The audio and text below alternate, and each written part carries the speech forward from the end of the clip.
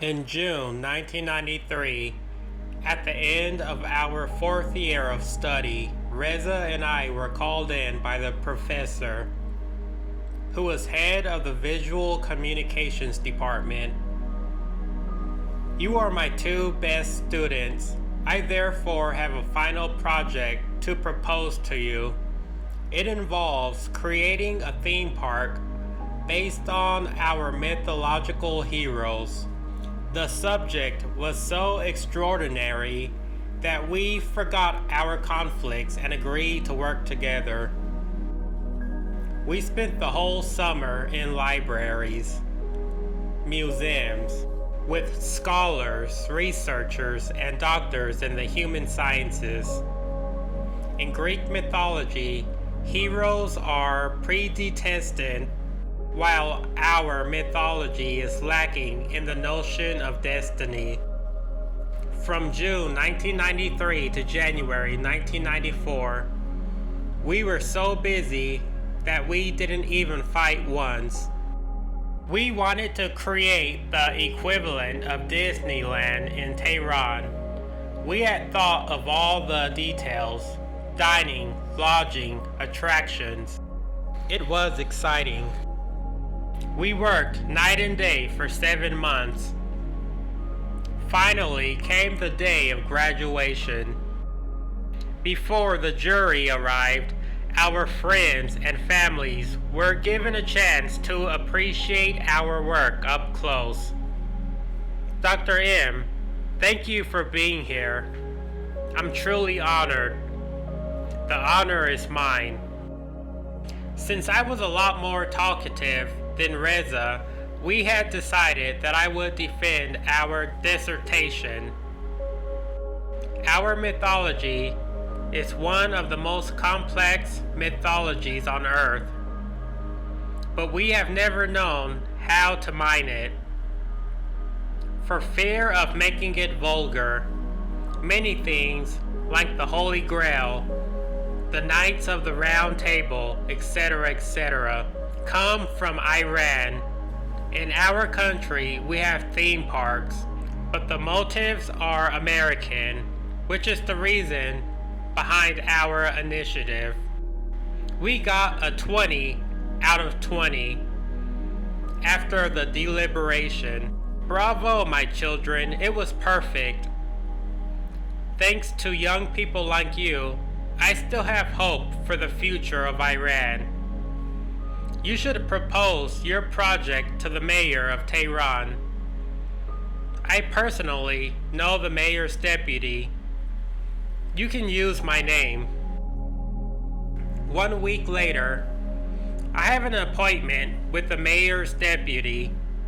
You cannot enter with just a scarf. You must be wearing a hooded headscarf. The next day, I have an appointment with the mayor's deputy. You cannot enter. You're wearing makeup. The day after, I have an appointment with the mayor's deputy. It's on the 3rd floor, office 314. This is Gord, a ferret, an amazing warrior. With the tip of her sword, she points the way to the hippodrome. Show me. Half of your characters are women without veils, seated on the backs of all sorts of real or mythic animals. We can see their shapes and their hair. We'll cover them. A gourd a ferret and a chador is no longer a gourd a ferret. You know that as well as I do. I'm going to be frank with you. The government couldn't care less about mythology. What they want are religious symbols. Your project is certainly interesting, but it's unachievable. I understand.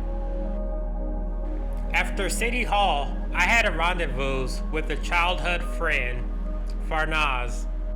The only thing that could have saved my relationship was this project. Now that it's a lost cause, I think we'll separate.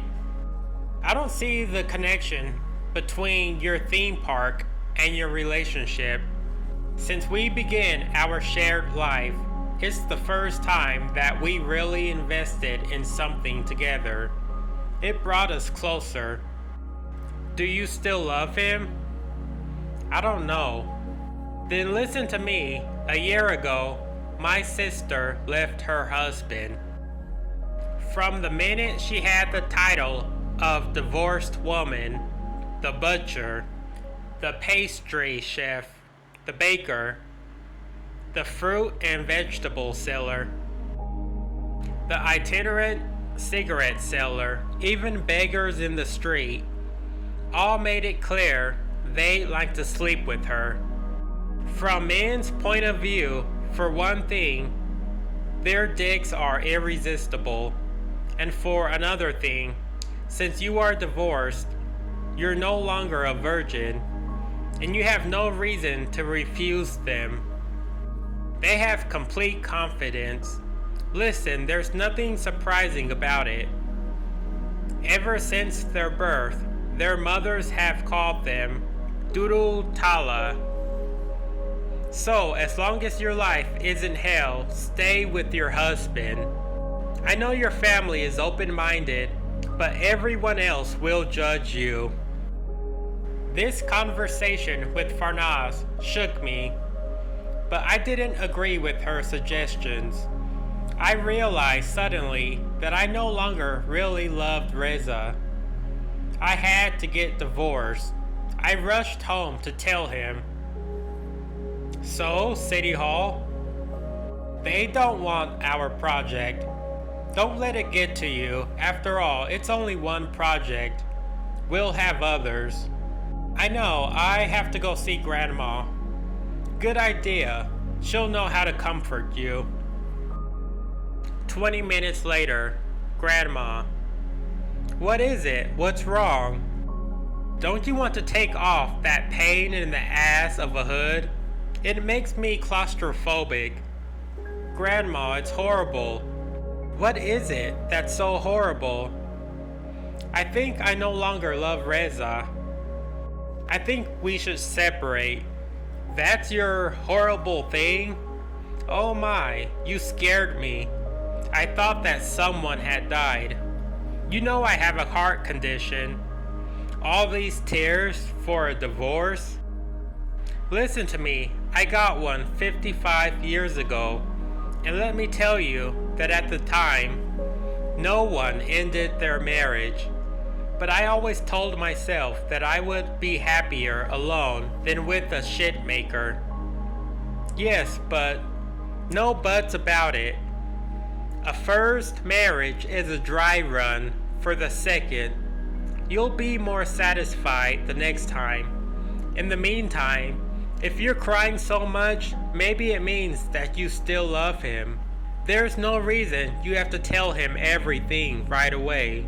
Take your time, think about it, and the day you don't want it anymore, you leave him. When a tooth is rotten, you have to pull it out. I followed my grandmother's advice. I waited. I found a job as an illustrator at an economics magazine. I was bored at home. I came to draw here. I'm not disturbing you. Not at all. Make yourself at home. Everything was going well. The report with my colleagues made me forget the rest. But 2 months later, in March 1994, an illustrator made the following drawing for an article on Iranian soccer. The government couldn't tolerate a mullah being called an assassin. They therefore arrested the illustrator in question. No one knew what had happened to him, but everyone had his own theory. They must have hanged him. They shot him. They cut off his hands so he couldn't draw anymore. They tortured him. He's alive, but he is blind. Whatever the case, from that moment on, All the press was examined with a magnifying glass. A few days later, when I got to work, Marjane, they arrested Bazad. Our Bazad? Bazad Roddy? Yes. The magazine came out yesterday, and they went to collect him at his house today, at 5 o'clock in the morning. All because of this? His drawing illustrated an article about alarm systems to protect villas in the north of Tehran against burglaries. Bazad had made the mistake of drawing a bearded man. But a few hairs not being enough to condemn him, he was set free after 2 weeks. Gila, the magazine's graphic designer, and I went to visit him. Hello, come in. So what happened? Tell us. Nothing. I explained to them that my design came from a fairy tale in which a princess, lover, climbs into her room by using the long hair of his loved one, and not being able to draw a woman without a veil, I had drawn a bearded man. At that, they started to yell, saying that I was insinuating that bearded men were sissies. I swore that that wasn't in any way my intention, and they beat me up. I had bruises all over my body. Finally, well, you pay dearly for freedom of expression these days. Ding dong. I'm going to get the door. It must be my wife. I'll be right back. Hello, I'm Mandana. Marjane, I'm very happy to meet you. And this is Nima. Mandana, can't you see we have guests? Go make us some tea. Actually, they brought some cakes. Bring those in too. Thanks so much. You're welcome. Poor Mandana suffered a lot during my 2 weeks of incarceration. So, what do you do? Well, she studied pharmacology, but we had Nima very quickly after getting married. So now she's a housewife. And how old is Nima? He's 8.5. In July, he'll be 9. Do you have children? No. No? Marjane's not even 25. As for Gila, she doesn't have a husband yet. On our way back, to think that he was my hero for 20 days, his whole spiel about freedom of expression, while he didn't even let his wife say one word. Iranian men. Don't say that. It's not Iranian men, but men, period. 2 years ago, I was going out with a Spanish diplomat. On the surface, he behaved better, but deep down, it was the same thing. Except here, all the laws are on their side. If a guy kills 10 women in the presence of 15 others, no one can condemn him, because in a murder case, we women, we can't even testify. He's also the one who has the right to divorce. And even if he gives it to you, he nonetheless has custody of the children. I heard a religious man justify this law by saying that man was the grain and woman, the earth in which the grain grew. Therefore, the child naturally belonged to his father. Do you realize I can't take it anymore? I want to leave this country. Gila dropped me off at home. My sister-in-law was there. Hello, Katayan. How are you feeling? Like a woman who's 8 months pregnant. I feel heavy, but at least I only have to bear it for a few more weeks. Well, I'll leave you two. Don't forget that my son needs a cousin. What are you waiting for? We need to talk. We've been married for 3 years, and for 3 years, we've had our own rooms. We're not really a couple. We're not a couple at all. We stayed together out of affection, certainly, but mostly out of habit. We weren't able to admit that we aren't made for each other, because that would mean that we recognized our failure. Yes, but I'm still in love with you. When I was in love with you, you didn't let me in. Now it's too late. Reza, I don't love you anymore. Let's go to France together. I'm sure it's the social pressure that's affecting us, but it's for the same reason that we got married, to get around the social pressure. Our love has been dead for a long time. There's no point in trying again. It's a waste of time. I don't know how I managed to tell him all that so suddenly. My grandma was right. I had taken my time, and I never regretted what I said. A few days later, I went over to my parents' house. I want to go to France. That's great. You'll both need visas. Have the two of you thought of, Dad, it's not us, it's me. Reza will go if he wants to, but we're going to get divorced. I knew it all along. You knew it all along, and yet you talked my ear off for a week so that I would approve of this marriage? Yes, but if she hadn't gotten married, she would never have known that it wouldn't work between the two of them. Everyone has to have her own experience. Manipulator. What manipulation? I'm not talking to you anymore. Well, we're very happy with your decision. You weren't made to live here. We Iranians were crushed, not only by the government, but by the weight of our traditions. Our revolution set us back 50 years. It will take generations for all this to evolve. You only have one life. It's your duty to live it well. And now that you are 24, it's not like when you went to Austria. You don't need us anymore. What did I tell you? Don't worry about her. Our daughter has always known how to take care of herself. It's true.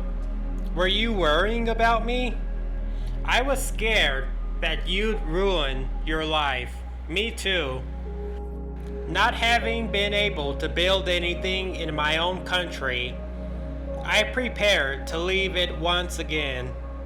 I went to France for the first time in June 1994 to take a test to enter the School of Decorative Arts in Strasbourg.